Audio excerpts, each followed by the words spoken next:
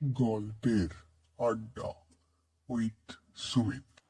নমস্কার গল্পের আড্ডা শ্রোতারা, আমি সুমিত এসে গেছি গল্পের আড্ডা এক নতুন এপিসোড নম্বর 10-এ। আজকের একটি ঘটনা রয়েছে, একটি মেয়েকে জিনে ধরা সত্যি ঘটনা। তো শুরু করছি এপিসোড নম্বর 10, একটি মেয়েকে জিনে ধরা সত্যি ঘটনা। আজকে যে আমি ঘটনাটি শোনাচ্ছি, এটা আমি আমার ইংরাজি স্যারের কাছ থেকে শুনেছি। স্যারের এক ছাত্রীর সাথে ঘটে যাওয়া এক সত্যি ঘটনা। কিছু ব্যক্তিগত কারণে সবার নাম গোপন রাখা হয়েছে। ঘটনাটি এরপরে স্যারের ভাষায়। আমার এক ছাত্রী রয়েছে, যার নাম আয়েশা। ক্লাস 9-এ পড়ে। খুবই মেধাবী একজন মেয়ে। ক্লাসে প্রতি বছর সেকেন্ড হয়। বেশ কয়েকদিন ধরে ও পড়তে বসছিল না, মানে আমি ওদের বাড়িতে ব্যাচ করে পড়াতাম। ওর মায়ের কাছ থেকে শুনলাম যে ওর নাকি খুব শরীর খারাপ, এবং সঙ্গে বললেন যে ও বেশ কিছু অলৌকিক ঘটনা ঘটাচ্ছে। আমি জিজ্ঞাসা করলাম, মানে কী রকম? ওর মা বলতে লাগলো, ও অন্যের গলায় মাঝে মধ্যে কথা বলে। ওর চোখ যেন ঠিকরে বেরিয়ে আসে, তখন যেন 10 জন পুরুষ মিলে ধরে রাখতে পারে না। এবার ওর মা কাঁদতে শুরু করলো। জানেন তো স্যার, ওকে বোধহয় জিন ভর করেছে। আমি এসব কখনোই বিশ্বাস করিনি। আমি ভাবলাম যে হয়তো কোনো সাইকোলজিক্যাল প্রবলেম বা কোনো নার্ভের প্রবলেম। আমি আবার বললাম যে কোনো ভালো ডাক্তার দেখানোকে। ওর মা বলল, স্যার ওকে তো অনেক ডাক্তার দেখালাম, কত কিছু ছুটলাম, কিন্তু কিছুই তো হলো না। পরীক্ষা তো সামনে, কি করবেন বলুন তো? না স্যার, ফাইনাল পরীক্ষা, তাই ভাবছি কোনোভাবে পরীক্ষায় বসাবো। আমি ওখানে বসে থাকবো যতক্ষণ পরীক্ষায়। এরপরে আমি পরীক্ষার সমস্ত শেষ হয়ে গেলে এক অন্য ছাত্রীকে ফোন করেছি কেমন পরীক্ষা হয়েছে তা জানার জন্য। সেই ছাত্রী নানা কথা বলার পর বলে ওঠে, জানেন স্যার, আয়েশা পরীক্ষার সময় একটি কাণ্ড ঘটিয়েছে। আমি বললাম, কি ঘটিয়েছে? তখন ও বলা শুরু করলো। ও পরীক্ষা দিতে এসেছে, সঙ্গে ওর মাও ছিল। আমিও বসেছিলাম ওই একই রুমে। পরীক্ষার সময় শুরু হয়, 15-20 মিনিট হয়েছে পরীক্ষার। হঠাৎ করে আয়েশা অস্বাভাবিক আচরণ শুরু করে। ও পরীক্ষার খাতা ছিঁড়ে দিতে শুরু করে। ও ও কেমন যেন আচরণ শুরু করে, লাফাতে থাকে। এরপর ক্লাসের স্যার ওর কাছে এসে জিজ্ঞেস করে, কি হলো আয়েশা, কি হয়েছে তোমার? পাশের ক্লাস থেকেও 4 জন স্যার আসে, কিন্তু ওনারা ওকে ধরে রাখতে পারেন না। এরপর ওর মাকে খবর দেয়া হয়।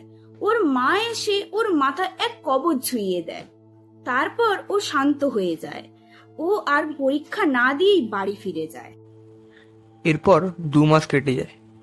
এর মধ্যে আয়েশাকে কত নামি দামি ডাক্তার ও মৌলবীদেরও দেখানো হয়, কিন্তু তার কোনো উন্নতি ঘটেনি। আমি এই ফেব্রুয়ারি মাসে দিকে পড়াতে গিয়েছি। তখন আয়েশা অসুস্থ থাকার কারণে পড়তে বসেন। শুনলাম যে কলকাতা থেকে ওই দিন কোনো এক বড় মৌলবী আসার কথা। আমি পড়াচ্ছি, হঠাৎ শুনলাম পাশের রুমে আয়েশার মায়ের কান্নার গলা।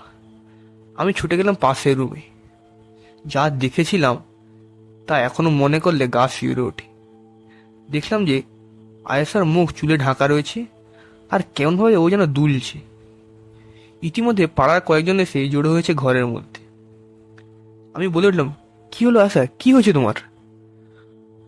তখন আয়েশা যেন এক বিভৎস মূর্তি হঠাৎ যেন কোনো এক অন্য গলায় বলে উঠল, এই বিজয়, তুই আমাকে বেশি বলতে আসবি না। তোর বাড়িতে এই কদিন আগে তোর জেঠে মারা গেছে না, সেবার আমার সাথে আমি তো শুনে পুরো অবাক হয়ে গেলাম, বাবা এখান থেকে। সঙ্গে ভয়ও পেলাম। আয়েশার চোখ যেন ঠিকরে বেরিয়ে আসছে। ও যেন 5 জন মিলেও ধরে রাখতে পারছে না। এমন সময় সেই মৌলবী এসে উপস্থিত হয়, যিনি আয়েশাকে এক লাল রঙের গণ্ডির মধ্যে ঘিরে দেয়।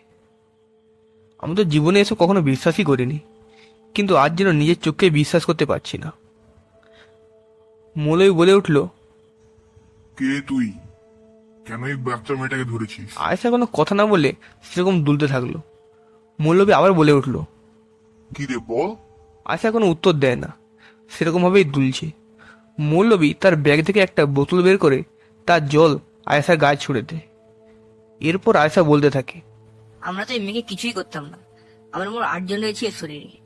আমাদের বাস ছিল ওইখানে এক তেঁতুল গাছ। এই মেয়ের বাবা কিছুদিন আগে এই গাছ কেটে দেয়। একদিন এই মেয়ে রাতে বেলা পড়ে আসছিল, তখন আমাদের এই মেয়েকে খুব পছন্দ হয়, তাই ওর পিছু পিছু আসি এবং এর সঙ্গে থাকতে শুরু করি। এরপর যেন শয়তান ও ঈশ্বরের জন্য যুদ্ধ শুরু হয়। বাইরে প্রবল ঝড় শুরু হয়। সেই মৌলবী তার নাকি পোষা জিনের মাধ্যমে সেই শয়তান জিনগুলিকে তাড়ানোর ব্যবস্থা করো। তিনি আল্লাহর দোয়া পড়তে থাকেন। এরপর প্রায় 1 ঘন্টা পর তিনি সফল হন। আয়েশার শরীর থেকে সেই বদ জিনগুলিকে ছাড়াতে তিনি পেরেছেন। তিনি আয়েশাকে একটি মাদুরি দিলেন এবং 40 দিন অন্তত পড়ে থাকতে বললেন। এরপর থেকে আয়েশা এখন সুস্থ রয়েছে। আমার ভূতের প্রতি যে অবিশ্বাস ছিল তা সেদিনই আমার ভেঙে গিয়েছিল। তো নমস্কার বন্ধুরা, এই ছিল আমার ইংলিশ স্যারের সাথে ঘটে যাওয়া এক সত্যি ঘটনা এবং তার ছাত্রীর সাথে ঘটে যাওয়া ঘটনা। তো প্লিজ সবাই লাইক করে দেবেন, সাবস্ক্রাইব করে দেবেন, এবং আপনাদেরও জীবনে যদি কোনো ঘটনা ঘটে থাকে বা শুনে থাকেন আপনার সত্যি ঘটনা, তাহলে আমাকে হোয়াটসঅ্যাপ করুন কিংবা মেল করতে পারেন। নমস্কার সবাই।